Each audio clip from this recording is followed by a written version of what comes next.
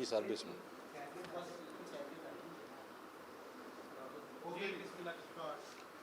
बिस्मिल्लाहिर्रहमानिर्रहीम। सबसे पहले मैं तमाम साफ़ी भाइयों का अपनी तरफ से तमाम उलमा इकराम की वजह से की तरफ से और मशाइख की तरफ से शुक्रिया अदा करता हूँ।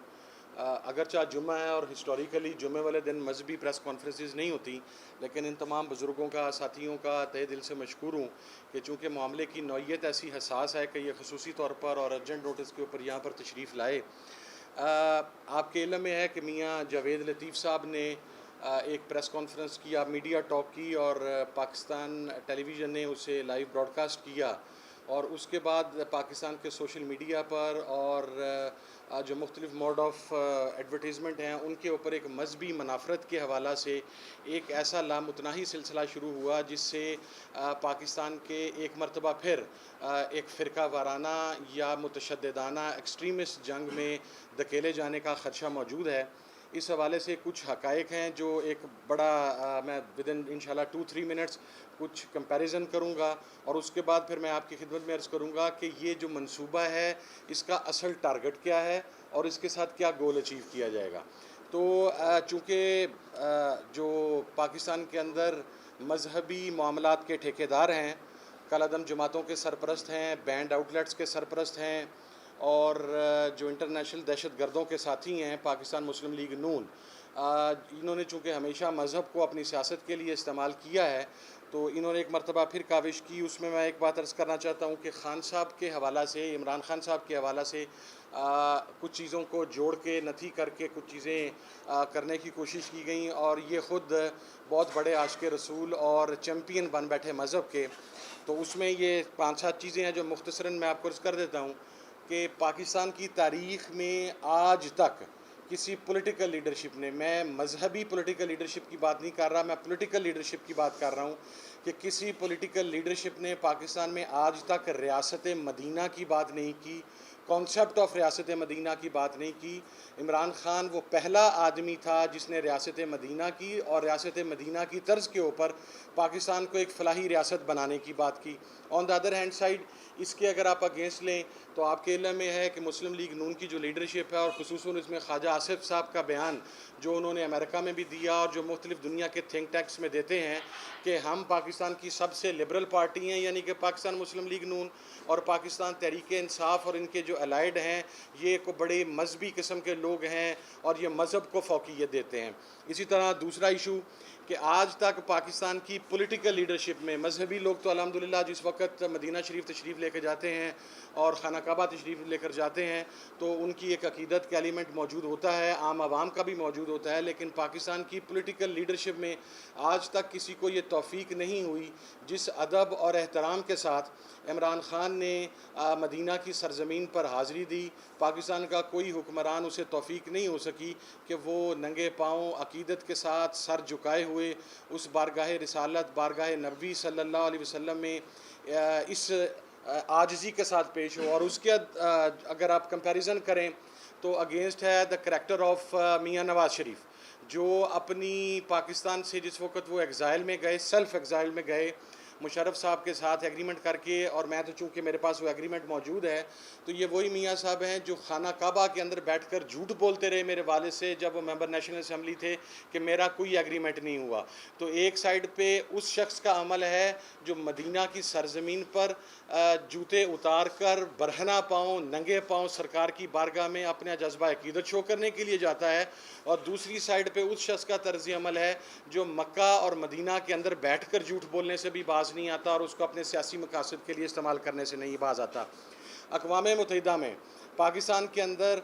आज तक किसी पॉलिटिकल लीडरशिप ने इस्लामोफोबिया के हवाले से, जो कि न सिर्फ पाकिस्तान का इशू है बल्कि पूरी दुनिया का इशू है, क्योंकि इस्लामोफोबिया के हवाला से पाकिस्तान के ख़िलाफ़ या इस्लाम के ख़िलाफ़ वेस्ट के अंदर जो कैंपेन एक लॉन्च की गई उसके हवाले से जो ख़िताब इमरान खान का था और फिर उसको जो पजीराई इस्लामी दुनिया में मिली और जिस तरह इमरान खान ने इस्लामिक उम्मा के लीडरों को अपने साथ मिला के इस्लामोफोबिया के हवाला से एक दिन भी फिक्स करवाया और वहाँ पर मुसलमानों के तहफ़्फ़ुज़ात वो ویسٹ کو پہنچائے، وہ دوسرے لوگوں تک پہنچائے، وہ اقدام بھی آج تک کوئی نہیں کر سکا. اور ماشاءاللہ ہماری جو دیگر پولیٹیکل لیڈرشپ ہے، اگر اس کا کمپیریزن کرنے لگیں تو ان کو انکلوڈنگ مولانا فضل الرحمان صاحب، وہ بھی ایک مرتبہ اقوام متحدہ میں خطاب کرنے کے لیے گئے تھے، جہاں پر ان کی پوری تقریر میں اسلام کا ایک سنگل لفظ موجود نہیں تھا. تو پاکستان کی پوری جو پولیٹیکل ایلیٹ یونائٹڈ نیشنز کے اندر جاتی رہی ہے، انہیں اس سے پہلے کبھی اس قسم کی توفیق حاصل نہیں ہوئی.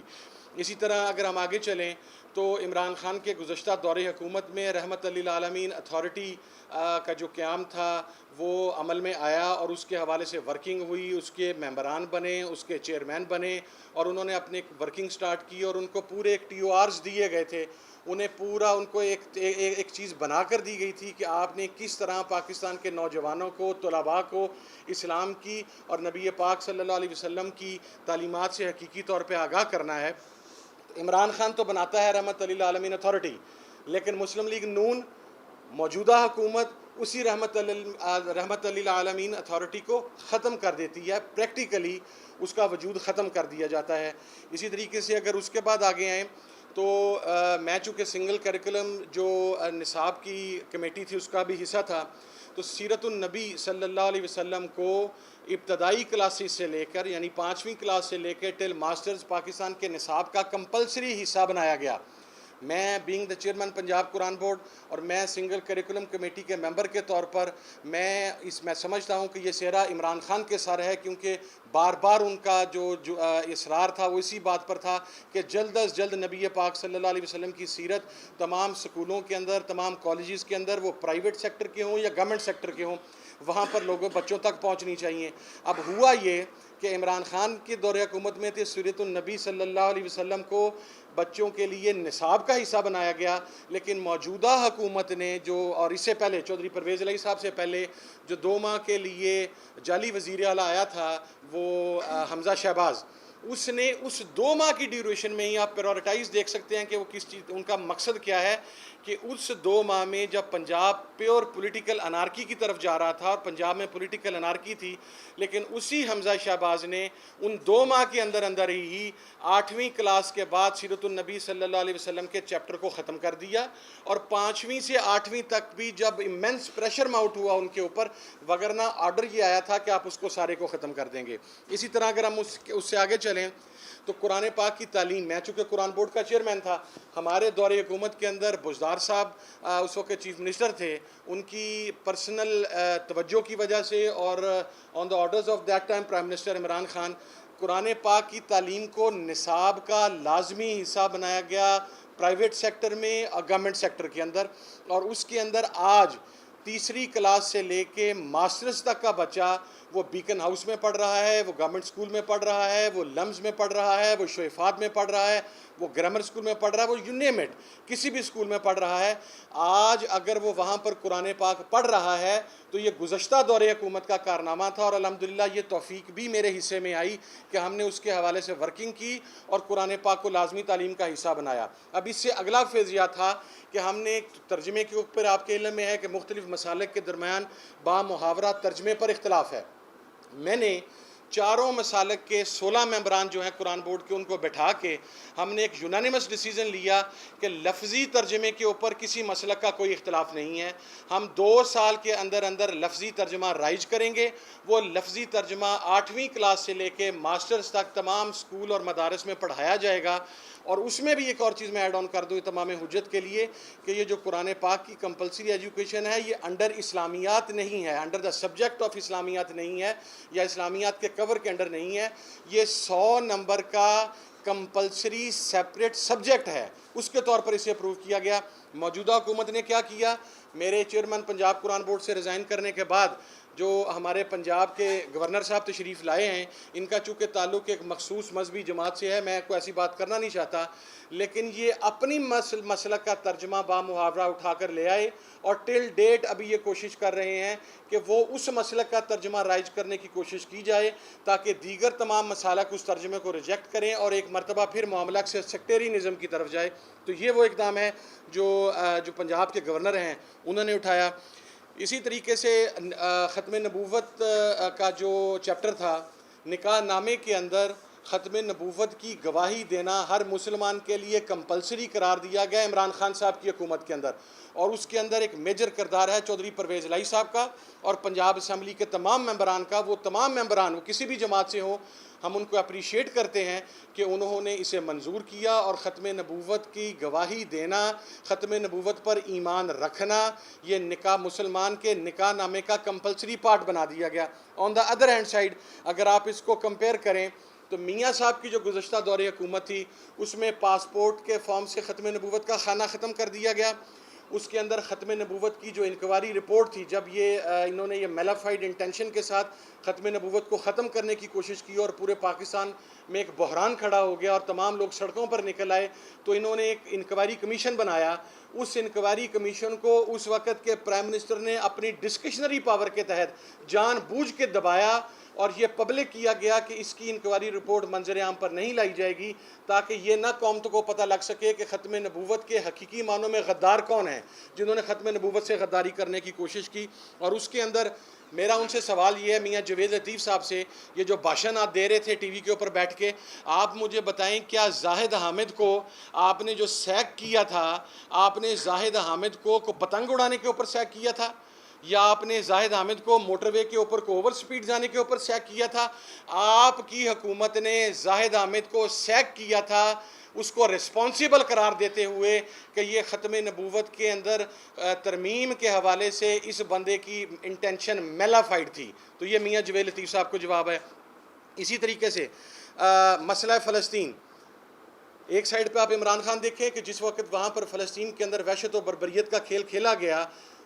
کچھ عرصہ پہلے، تو پاکستان کی حکومت منظر عام پر آئی، پاکستان کا وزیر خارجہ OIC میں پہنچا، OIC کے پلیٹ فارم کو استعمال کرتے ہوئے وہاں پر اسرائیل کو جنگ بندی پر مجبور کیا گیا۔ For the first time Pakistan کی طرف سے اوپن کنڈمنیشن ہوئی اسرائیل کی کہ ان کا یہ جو فعل ہے یہ ہمارے مسلمانوں کے لیے کسی صورت میں قابل قبول نہیں ہے، اور ہم جو ہمیشہ لوگوں سے امداد لیتے ہیں، الحمدللہ پاکستان کی اس حکومت نے، عمران خان کی حکومت نے اپنے فلسطینی بھائیوں کو امداد بھیجی، لیکن نواز شریف نے کیا کیا؟ اس نے مولوی اجمل قادری کو اسرائیل بھیجا۔ اس مولوی اجمل قادری کے انکشافات پوری قوم کے سامنے ہیں کہ اسرائیل کو ہم وہاں پر گئے تھے یہ دیکھنے کے لیے کہ تسلیم کیسے کیا جائے گا، وہاں کی گراؤنڈ ڈائنامکس کیا ہیں، اور ابھی بھی یہ موجودہ حکومت ان کے حوالے سے جو انکشاف ہوا کہ ایک گلف کنٹری کے اندر پرائم منسٹر کے جہاز کے ساتھ ایک اسرائیل کا جہاز آ کے کھڑا ہوا اور اسرائیل کی لابی اس موجودہ حکومت کے ساتھ ہے، تو یہ چیزیں جو ہیں یہ فیکٹ کے اوپر ہیں۔ اسی طریقے سے اگر آپ آگے آئیں، جس وقت پاکستان میں ایک دھرنے کا معاملہ ہوا تھا، ایک اسپیسیفائڈ دھرنے کا، میں چونکہ مذاکرات کار کے طور پر گیا تھا، مجھے خان صاحب نے اور خان صاحب کی گورنمنٹ نے یہ مینڈیٹ دے کر بھیجا تھا کہ آپ مظاہرین کو اس بات پر متفق کر لیں کہ جس طرح یورپ کے اندر، ویسٹ کے اندر ہولوکاسٹ کے اوپر بات کرنا جرم ہے، تو میں اسلامک کنٹریز کو ساتھ ملا کے اور پاکستان بینگ سٹیٹ، ہم انٹرنیشنل کورٹ آف جسٹس میں اپنا کیس لے کر جاتے ہیں، اور وہاں پر جا کر ہم نبی پاک صلی اللہ علیہ وسلم کی شان میں جو توہین کی جاتی ہے اس کو باقاعدہ انٹرنیشنل کورٹ آف جسٹس سے as a criminal offence declare کرواتے ہیں، اور اس کے اوپر باقاعدہ سزا کا تعین کرواتے ہیں تاکہ دنیا میں کوئی بدبخت دوبارہ نبی پاک صلی اللہ علیہ وسلم کی ناموس کے حوالے سے کوئی بکواس نہ کر سکے۔ لیکن بدقسمتی سے مظاہرین نے یا اس وقت کے ان کے جو رہنما تھے ہماری اس بات کو تسلیم نہیں کیا، اور ان کا ایک ڈیمانڈ کچھ اور تھی۔ اسی طریقے سے پاکستان کی تاریخ میں پہلی مرتبہ 12 ربیع الاول کو سرکاری طور پر منانے کا اقدام عمران خان کے دور حکومت کے اندر اٹھایا گیا، اور پورے پاکستان کے اندر نہ صرف چراغاں کیا گیا بلکہ پاکستان کے پریزیڈنٹ ہاؤس میں، پرائم منسٹر ہاؤس میں، گورنر ہاؤسز میں، چیف منسٹرز ہاؤسز میں پہلی مرتبہ نبی پاک صلی اللہ علیہ وسلم کا میلاد مناتے ہوئے محافل نعت کا انعقاد کیا گیا۔ تو یہ اقدام نواز شریف نے نہیں اٹھایا جو مذہب کا ٹھیکیدار بنا پھرتا ہے، یا جو مسلم لیگ نون مذہب کی ٹھیکیدار بنی پھرتی ہے، یہ اقدام بھی الحمدللہ عمران خان نے ہی اٹھایا۔ اس سے آگے آئیں، تعلیم کا چونکہ مسلم لیگ نون کے ساتھ کوئی تعلق نہیں ہے تو اس کے اوپر ان سے گلا نہیں ہو سکتا۔ عمران خان نے تصوف کے اوپر جو کام کرتے ہوئے القادر یونیورسٹی قائم کی، اور اس کا مین جو اس کا مینیفیسٹو تھا وہ یہ تھا کہ ہم نے تصوف کے اوپر یہ ایک ایسی یونیورسٹی قائم کرنی ہے کہ دیگر ملکوں سے جو لوگ ہیں وہ اٹھ کر یہاں پر آئیں اور تصوف سے روحانیت کے کانسیپٹ کو سمجھیں. لیکن اس القادر یونیورسٹی کو بھی اس مسلم لیگ نون کی حکومت نے اسکینڈلائز کرتے ہوئے بند کر دیا. وجہ کیا ہے؟ اس لیے کہ تعلیم انہیں پسند نہیں ہے. غلام کی ذہنیت میں کبھی تعلیم جو ہے وہ گوارا نہیں ہوتی، ایجوکیشن ان کا دور دور تلک نہیں ہے. اب جو ایک بہت امپورٹنٹ بات، اور یہ لاسٹ بات ہے، اس کے بعد میں آتا ہوں کہ وہ جاوید لطیف صاحب نے کوئی مرزیوں کے حوالے سے کچھ انہوں نے الزامات لگائے کہ گزشتہ دور حکومت میں یہ کیا گیا. وہ بھی کو مطالعہ کرنا میرا خیال پسند نہیں فرماتے. میں بتاتا ہوں، گزشتہ دور حکومت کے اندر قرآن پاک کی پرنٹنگ اور پبلشنگ مسلمانوں کے علاوہ کوئی اور نہیں کر سکتا. یہ قرآن ایکٹ ہے، یہ اسمبلی کا لاء ہے، کوئی نہیں کر سکتا. لیکن اس کے اوپر سزا رکھی گئی تھی 4 سال کہ اگر مرزیز، کیونکہ ہمیں رپورٹس آ رہی تھیں کہ مرزیز چنیوٹ کے اندر اپنے سینٹر کے اندر وہاں پر کوئی قرآن پاک کی پرنٹنگ کرتے ہیں اور اس میں ختم نبوت کے حوالہ سے وہ اپنے الفاظ کو ایڈ آن کرتے ہیں اور ختم نبوت کا انکار کرتے ہیں. یہ بات آن دا ریکارڈ ہے کہ مجھ سے پہلے جو چیئرمین پنجاب قرآن بورڈ تھے علامہ مولانا غلام محمد سیالوی صاحب، اللہ تعالیٰ ان کی بخشش فرمائے، وہ کرونا کی وجہ سے اس دنیا سے چلے گئے. ان کے ٹائم کے اوپر چھاپا مارا گیا چنیوٹ کے اندر، لیکن چونکہ وہاں پر پہلے انفارمیشن پہنچ چکی تھی تو اس کی وجہ سے وہ پرنٹنگ پریس اور وہ پبلیکیشنز کا میٹیریل وہاں سے اٹھا لیا گیا. یہ گزشتہ دور حکومت میں بحیثیت قرآن بورڈ میں ہائی کورٹ میں اپیل ہوا، ڈبل بینچ کے آگے، اور چودھری پرویز الہی صاحب کی کنسنٹ اس کے اندر شامل تھی. اور آئین پاکستان کے تحت چونکہ کوئی کافر قرآن پاک کی پرنٹنگ اور پبلشنگ نہیں کر سکتا، تو مرزیوں کی سزا اگر وہ پرنٹنگ یا پبلشنگ کرتے ہیں قرآن پاک کی اور ترجمہ کرتے ہیں، 4 سال سے بڑھا کر 14 سال کی گئی عمر قید. میاں جاوید لطیف صاحب اپنا دماغ بھی کھولیں اور اپنے کان بھی کھولیں. یہ مرزیوں کے حوالے سے وہ. اور پھر میرا سوال آپ سے یہ ہے، کیا فرماتے ہیں علماء دین متین دری مسئلہ حاضہ کہ نقل کفر کفر نہ باشد، نقل کفر کفر نہ باشد، نقل کفر کفر نہ باشد، کہ وہ پنجاب کا جو آپ کو اب موجودہ مرکزی وزیر داخلہ ہے، اس نے تو کہا تھا کہ مرزئی ہمارے بہن بھائی ہیں. جس طرح ہماری مسجدیں ہیں اسی طرح مرزیوں کی بھی مسجدیں ہیں. جس طرح ہم اللہ کو مانتے ہیں اس طرح مرزیوں کو مانتے ہیں، وہ بھی اللہ کو مانتے ہیں. جس طرح ہم نبی کو مانتے ہیں اسی طرح مرزئی بھی نبی کو مانتے ہیں. میرا میاں جاوید لطیف تم سے یہ سوال ہے کہ کیا رانا ثناء اللہ کے یہ جملے کفریہ ہیں یا نہیں ہیں؟ اور دوسری بات، اس سٹوپڈ کو تو اس چیز کا بھی پتہ نہیں ہے کہ by law according to the constitution of Pakistan آپ مرزیوں کی عبادت گاہ کو مسجد نہیں پکار سکتے. آپ مرزیوں کو لفظ قرآن استعمال کرنے کی اجازت نہیں دے سکتے. آپ وہ تمام شعائر اسلام، بلکہ یہاں تک کہ جس طرح ہماری مساجد کے اوپر مینار اور گنبد بنائے جاتے ہیں، یہ اس آئین قانون کا حصہ ہے کہ مرزئی اپنی عبادت گاہ کے اوپر وہ گنبد بھی نہیں بنا سکتے تاکہ ان کی مسلمانوں سے تشبیہ نہ ہو. تو اس رانا ثناء اللہ کے بارے میں جناب والا آپ کا کیا خیال ہے؟ اور اس نے وہاں پر یہ بھی کہہ دیا تھا کہ بہت سارے علماء ہیں جو مرزیوں کو کافر تسلیم نہیں کرتے. تو میرا خیال ہے جو علماء اس وقت پی ڈی ایم میں اس کے ساتھ بیٹھے ہیں وہ یقیناً مرزیوں کو کافر تسلیم نہیں کرتے. ہم مرزیوں کو کافر تسلیم کرتے ہیں. اور اسی طریقے سے وہ آپ کے قائد کا ایک بیان تھا میاں جاوید لطیف صاحب کہ ہندوؤں کا بھگوان اور ہمارا خدا ایک ہے. اب آپ مجھے یہ بتائیں کہ یہ بیان کس زمرے کے اندر آتا ہے؟ اس وہاں پر پہنچ کر آپ کی بولتی بند کیوں ہو جاتی ہے؟ تو یہ کچھ چیزیں تھیں جو میں نے آپس میں کمپیریزن کر کے آپ کو بتائیں کہ جس شخص کے اوپر آپ نبی پاک صلی اللہ علیہ وسلم کے حوالے سے، آپ کی ذات مبارکہ کے حوالے سے آپ ایک پروپوگیٹ کرنے کی کوشش کر رہے ہیں، اس کا ایکچول کریکٹر یہ تھا. مزہ یہ ہے کہ اس آرگومنٹ کا جواب آپ آرگومنٹ کے ساتھ دیں، اپنی تربیت کے مطابق لغو زبان کے ساتھ نہ دیں. اب میں آگے آتا ہوں. میری خان صاحب سے گزشتہ روز ملاقات ہوئی، میں نے گجرانوالہ کے ان کے بیان کے حوالے سے بات کی. He has clarified it in clear words، واشگاف الفاظ میں، کہ جب میں یہ کہتا ہوں کہ نبی پاک صلی اللہ علیہ وسلم نے مدینہ کے لوگوں کو